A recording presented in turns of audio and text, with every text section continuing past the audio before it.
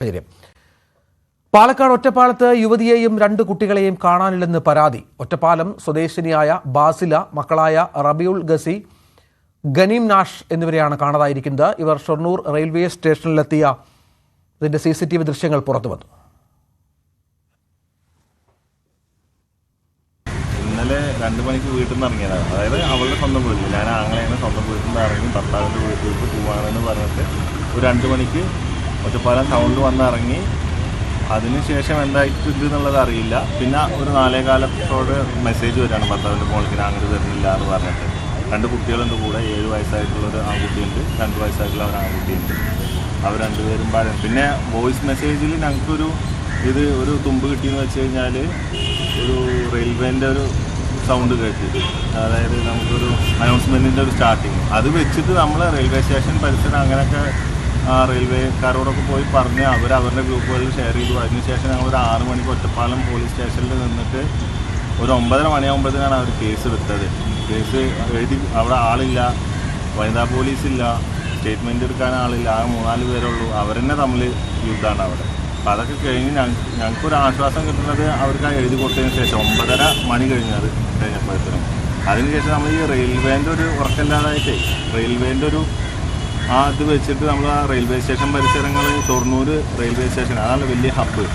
അവിടെ പോയി ഇനി ലോങ് പോകാനാണെങ്കിൽ അവിടെ പോയി ഒന്ന് അന്വേഷിക്കുക എന്നുള്ള നിലക്ക് അവിടുന്ന് CCTV അവരോട് ചോദിച്ച് അവരൊരു ഹെൽപ്പ് എന്നുള്ള രീതിയിൽ CCTV കാണിച്ചു തന്നു. നമുക്ക് ഒന്നും ഔട്ട്പുട്ടൊന്നും തരുമൊന്നുമില്ല, കാണിച്ചു തന്നു. അതിൽ ഒരു 2:30-2:45 അവർ 2 കുട്ടികളെയും കൂട്ടിയിട്ട്, പെങ്ങൾ 2 കുട്ടികളെയും കൂട്ടിയിട്ട് അവിടെ വന്ന് ഇറങ്ങണതായിട്ടുണ്ട്. അത് കഴിഞ്ഞ് 4-5 പ്ലാറ്റ്ഫോമിൽ വെയിറ്റ് ചെയ്യണതായിട്ടുണ്ട്.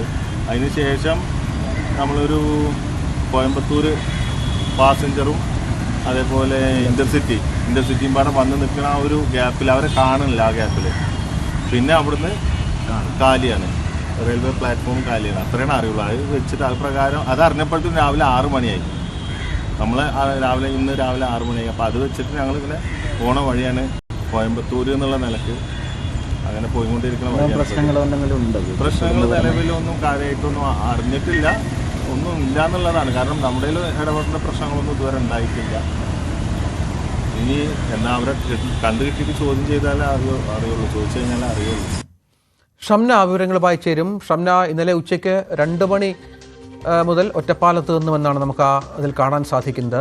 എന്താണ് സംഭവിച്ചത്? എന്തെങ്കിലും കൂടുതൽ വിവരങ്ങൾ ബന്ധുക്കൾ പങ്കുവെക്കുന്നുണ്ടോ? രഞ്ജിത്ത്, ഇന്നലെയാണ് യുവതിയെ കാണാതാവുന്നത്. ഒറ്റപ്പാലത്താണ് ഈ യുവതിയുടെ സ്വന്തം വീട്.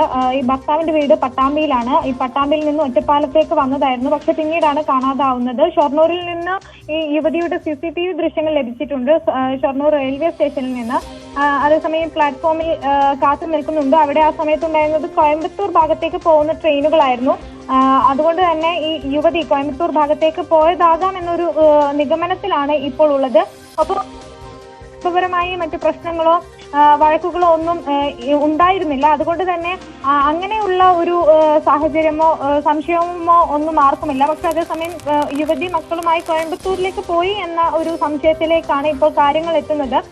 യുവതിയെയും 2 കുട്ടികളെയും കാണാതായിട്ടുണ്ട്. ഒപ്പം എന്തായാലും അന്വേഷണം പുരോഗമിക്കുകയാണ്. ഒപ്പം തന്നെ പോലീസിനെതിരെ കൂടി ആരോപണം ഉയരുന്നുണ്ട്. കാരണം പോലീസ് കൃത്യമായി ആദ്യഘട്ടത്തിൽ നടപടി എടുത്തില്ല, പരാതി നൽകാൻ ചെന്ന സമയത്ത് ഗൗരവമായി അത് തിരക്കിയില്ല എന്ന ആരോപണങ്ങളൊക്കെ ഇപ്പോൾ പോലീസിന് നേരെ ഉയരുന്നുണ്ട്. എന്തായാലും ഈ സംഭവത്തിൽ അന്വേഷണം ഊർജിതമാക്കിയിട്ടുണ്ട്. ഈ CCTV ദൃശ്യങ്ങൾ കൂടി പുറത്തു വന്ന ഒരു സാഹചര്യത്തിൽ കോയമ്പത്തൂർ, അതുപോലെ ഈ തമിഴ്നാട്, ഈ പാലക്കാട് തമിഴ്നാടുമായി അതിർത്തി പങ്കിടുന്ന ഒരു ജില്ല കൂടിയായതിനാൽ അങ്ങോട്ടേക്ക് കൂടി ഈ അന്വേഷണം വ്യാപിപ്പിക്കുമെന്നാണ് ഇപ്പോൾ മനസ്സിലാക്കുന്നത്. രഞ്ജിത്ത്, ഷംനയാണ് വിവരങ്ങൾ പങ്കുവച്ചത്.